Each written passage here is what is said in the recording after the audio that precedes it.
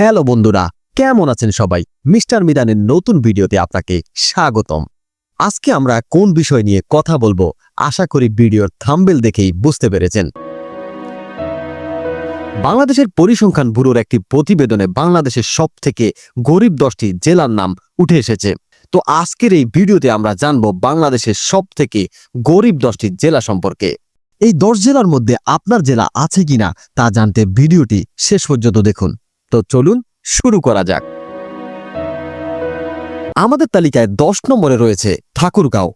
বাংলাদেশ পরিসংখ্যান ব্যুরোর তথ্য মতে এই জেলার দারিদ্র্যের হার বেশ উদ্বেগজনক। পরিসংখ্যান অনুযায়ী এখানকার মোট জনসংখ্যার একটি বড় অংশ দরিদ্র সীমার নিচে বসবাস করছেন। মূলত ঘন ঘন প্রাকৃতিক দুর্যোগ, মানসম্মত শিক্ষার অভাব এবং পর্যাপ্ত কর্মসংস্থান না থাকায় জেলাটি কাঙ্ক্ষিত উন্নতি করতে পারছে না। বিশেষজ্ঞরা মনে করেন কৃষিভিত্তিক শিল্প কলকারখানা স্থাপন এবং দক্ষ জনশক্তি তৈরি করতে পারলে ঠাকুরগাঁয়ের এই চিত্র বদলে ফেলা সম্ভব। আমাদের তালিকায় 9 নম্বরে রয়েছে নীলফামারী। উত্তরাঞ্চলের এই জেলাটি কৃষিপ্রধান হলেও কর্মসংস্থানের সুযোগ অনেক কম। এখানকার একটা বিশাল জনগোষ্ঠী এখনও দারিদ্র্যের সঙ্গে লড়াই করছে। অবাক করার মতো তথ্য হলো প্রযুক্তির দিক থেকেও নীলফামারী বেশ পিছিয়ে, যেখানে অনেক কম মানুষই ইন্টারনেট ব্যবহার করেন। এখানকার মানুষের হাতে বছরে সব সময় কাজ থাকে না এবং কাজের বিনিময়ে মজুরিও তুলনামূলক কম।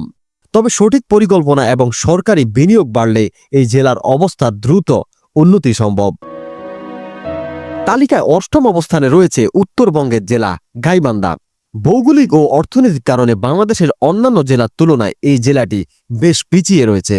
পরিসংখ্যান ব্যুরোর তথ্য অনুযায়ী এখানকার একটি বড় অংশ এখনও দরিদ্র সীমার নিচে বসবাস করছেন।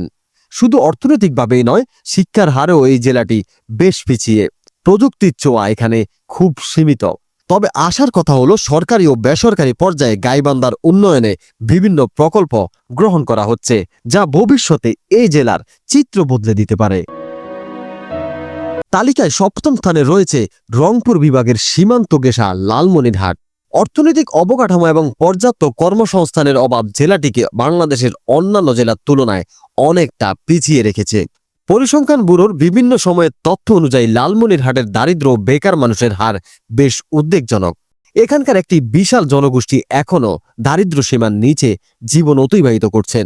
এমনকি বর্তমান ডিজিটাল যুগ ও প্রযুক্তির দিক থেকেও জেলাটি বেশ পিছিয়ে। ভৌগোলিক সীমাবদ্ধতা এবং বড় কোনো শিল্প কলকারখানা না থাকায় লালমনিরহাট এখনও অর্থনৈতিকভাবে চ্যালেঞ্জের মুখে রয়েছে। আমাদের তালিকায় 6ষ্ঠ অবস্থানে রয়েছে ঢাকা বিভাগের শরীয়তপুর জেলা।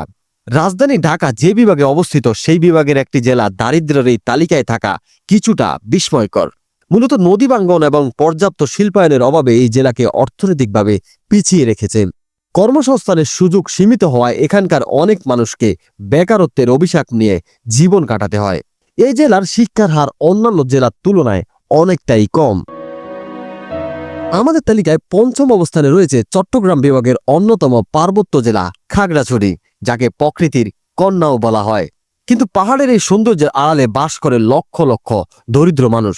পরিসংখ্যান অনুযায়ী খাগড়াছড়ি বাংলাদেশের অন্যতম পিছিয়ে পড়া একটি জেলা। যোগাযোগ ব্যবস্থা দুর্গম হওয়ায় এখানে বড় কোনো শিল্প কারখানা গড়ে ওঠেনি, ফলে বেকারত্বের হার অনেকটাই বেশি। এখানকার শিক্ষার হার এখনও অনেক নিচে এবং আধুনিক প্রযুক্তি বা ডিজিটালাইজেশনের ছোঁয়া এখানে খুব একটা পৌঁছায়নি।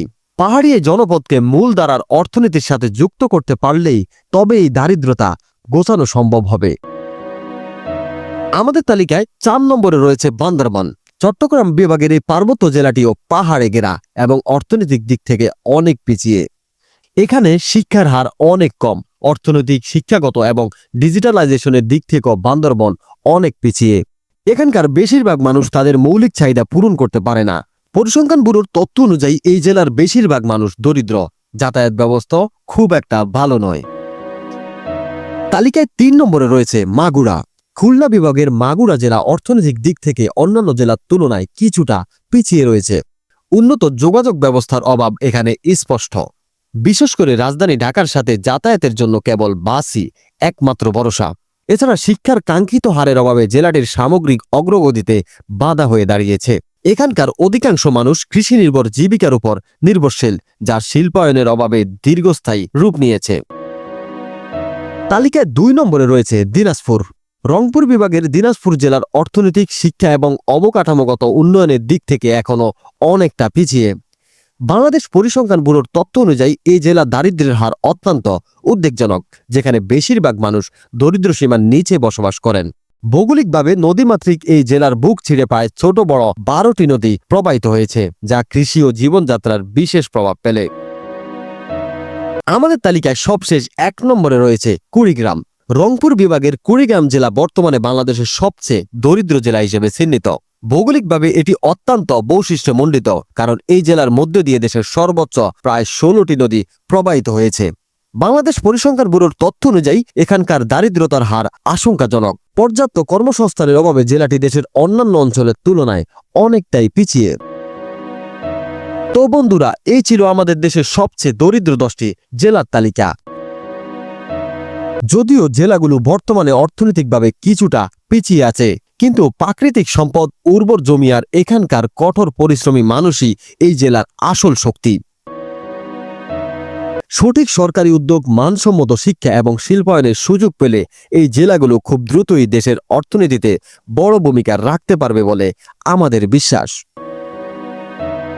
ভিডিওটি যদি তথ্যবহুল মনে হয় তবে লাইক দিতে ভুলবেন না এবং বন্ধুদের সাথে শেয়ার করেও তাদেরকে দেখার সুযোগ করে দিন। আর মিস্টার মিরানের এমন আরও ইনফরমেটিভ ভিডিও পেতে চ্যানেলটি সাবস্ক্রাইব করে বেল আইকনটিতে ক্লিক করে দিন। আজকের মতো বিদায় নিচ্ছি। দেখা হবে আগামী ভিডিওতে নতুন কোনো আকর্ষণীয় বিষয় নিয়ে।